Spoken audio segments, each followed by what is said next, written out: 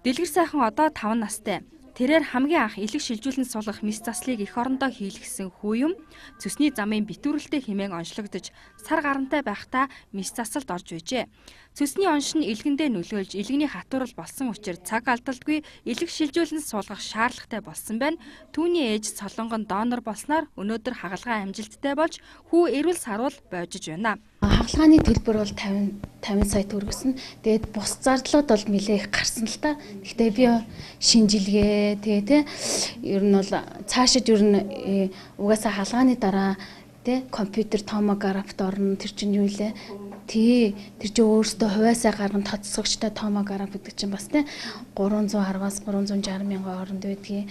Тэгээл ер нь энэ сар болгон нэг 7 хоног болгон эмчилгээ шинжилгээ хэлгэн тэр болгонд бас зохио хэмжээний бас нийгмийн даатгалаас эдийн 1 сарын нэг төлөлтийг хийсэн ч гэсэн дараачихын 7 хоног дараачихын 7 хоногос өөртөөс минь мөнгө гардаг.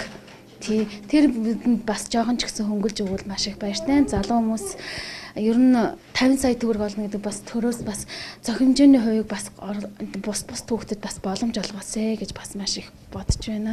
Дэлгэр сайхны элэг шилжүүлэн суулгах мис заслын 50 сая төгрөгийг гэрийнхэн босгохдоо зээл авч мөн нийслэлийн засаг даргын тамгын газар болоод ээж аавынх нь нутаг орны дэм нэмэр хандваар босгожээ. Харин үүнээс гадна бүгд найрамдах Солонгос улсын ансаа нэмэлгээс 18 хүний бүрэлдэхүүнтэй эмч нарын баг эрэхтэй 15 сая төгрөгийн эм эмнэлгийн хэрэгсэл тоног төхөөрөмжөөр хагалгааг нь хийсэн байна. Үнгөө хийн гэхээр чинь нэг даатгалын сангаасаа тэр их мөнгө гаргах тийм заалт юу байхгүй. Тэгээ урд нь болохоор тийм том хагалгаа хийж байгааг болохоор тэр талаар ерөөсө хуулинд босгосон юм бол байхгүй. Тий, тусдуулсан байхгүй. Тэгтэл ингээд нэг монголчин юм хөргөжөөд ирэнгуут чинь хүүхдэд хүртэл элэг шилжүүлэн суулгаад ирэнгуут нөгөө даатгалын хууль маань одоо ингээд яг амьдралтай хийж байгаа юмтай ингээд зөрчигдөөд тэгээд ирэнгуут чинь хувь хүмүүс заавал нөгөө мөнгө гаргах шаардлагатай болчихсон. За дэлгэр сайхан хүүгийн дараа тун удахгүй 9 сард бүжин лам охин мөн элэг шилжүүлэн суулгах мис засалд орхоо хүлээж байгаа. Түүний онш нь цөсний замын битүүрэл хэмээн мөн онцлогдсон гэр бүлийнхэн компаниудаас хандив тусламж хүсэж байгаа гэлээ. Эрүүл мэндийн яам яг энэ хагалгааны дараа бол нэг тодорхой нэг 5% гэлөө өгдөг гэсэн. Өөр бол ямарваа нэгэн тийм хөнгөлт мөнгөлт тусалцаа байдаггүй. Ядаж энэ хагалгаанаас өмнөх шинжилгээний мөнгөний дагаад өгдөг бол бас арай л дээр.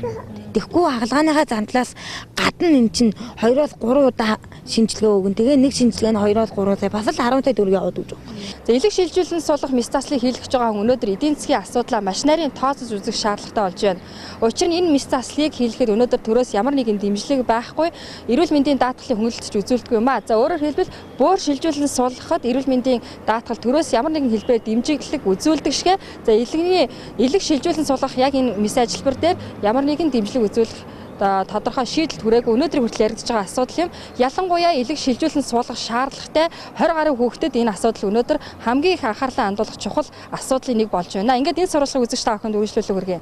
Эрүүл мэндийн даатгалын тухай хууль их хүүхдийн эрүүл мэндийн үйлчилгээг үн төлбөргүй хийх ёстой гэж заасан байдаг ч гэлээ өндөр өртөгтэй хагалгаанд хүүхэд орсон яг ийм тохиолдолд энэ залд хамаарахгүй эрх зүйн орчин бүрхэг байгааг элэг шилжүүлэн суулгах мис заслаас харж болохоор байгааг хэлж байна.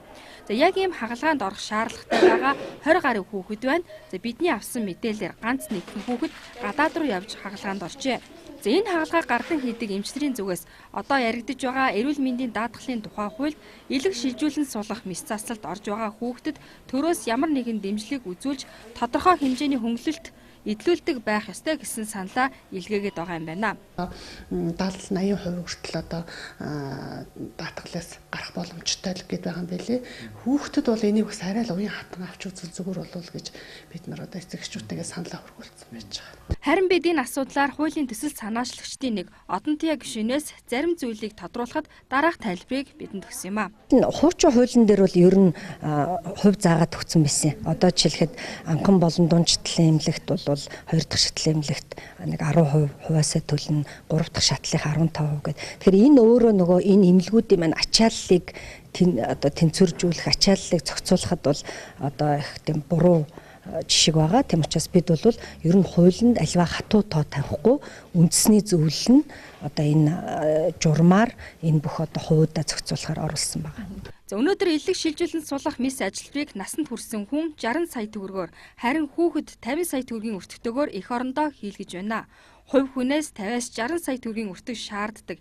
Энэ мис таслын тодорхой хувийг эрүүл мэндийн даатгалаар хөнгөлөлт үзүүлэх хэрэгтэй байгааг иргэд хэлж байгаа бол тодорхой хувь тогтоох боломжгүй гэж хууль тогтоогчид ийхүү үзэж байгаа юм байна.